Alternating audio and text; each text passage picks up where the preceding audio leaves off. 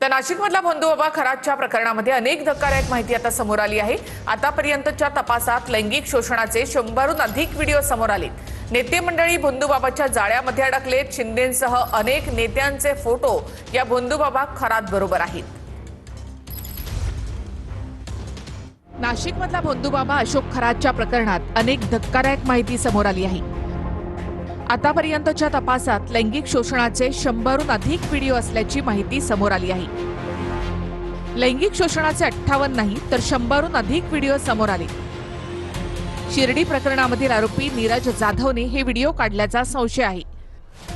2 laptop, 8 लाखांची रोकड आणि मालमत्तांची कागदपत्र पोलिसांच्या हाती आहेत। भोंदूबाबा अशोक खरातच्या घरातून एक पिस्तूल आणि 3 जिवंत काडतुसं जप्त करण्यात आली आहेत। पोलिसांनी खरातच्या घरातून जप्त केलेल्या पिस्तुलाबाबत तपास सुरू आहे। खरातकडे शस्त्र बाळगण्याचा परवाना होता का हे देखील तपासलं जातंय। तांत्रिक पुरावे गोळा करण्याचं काम सुरू आहे। इतर संशयितांचा देखील शोध सुरू असून या प्रकरणातील एसआयटी पथकात नाशिक शहर आणि ग्रामीण पोलीस दलातील 12 वरिष्ठ अधिकाऱ्यांचा समावेश आहे। आयपीएस अधिकारी तेजस्विनी सातपुते यांच्या नेतृत्वाखाली हा संपूर्ण तपास सुरू आहे।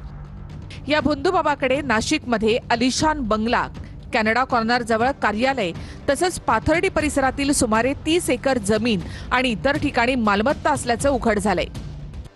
एकीकडे भोंदूबाबा अशोक खरातच्या प्रकरणात रुपाली चाकणकर यांच्यावर टीकेची झोड उठली आहे। त्याची पाळमुळं कुठपर्यंत उचलेली आहेत याचं मग पुढे प्रॉपर्टी कुठे आहे, आणखीन कोणाच्या प्रॉपर्टी त्यांनी बळकावल्यात का, याची सगळी चौकशी केली जाईल। आणि मला वाटतं पहिला गुन्हा तर शिर्डीमध्ये दाखल झाला होता आणि दाखल झाल्यानंतर मग त्याची मला पूर्ण कल्पना होतीच आहे। मला वाटतं जे काही त्याच्यामध्ये जे ट्रस्टी असतील, आणखीन कोणी त्या जवळचे असतील किंवा त्या व्हिडिओ क्लिप काय त्याचा जवळ 57-58 व्हिडिओ क्लिप आलेले आहेत, त्या क्लिपमध्ये कोण आहेत याची सगळी माहिती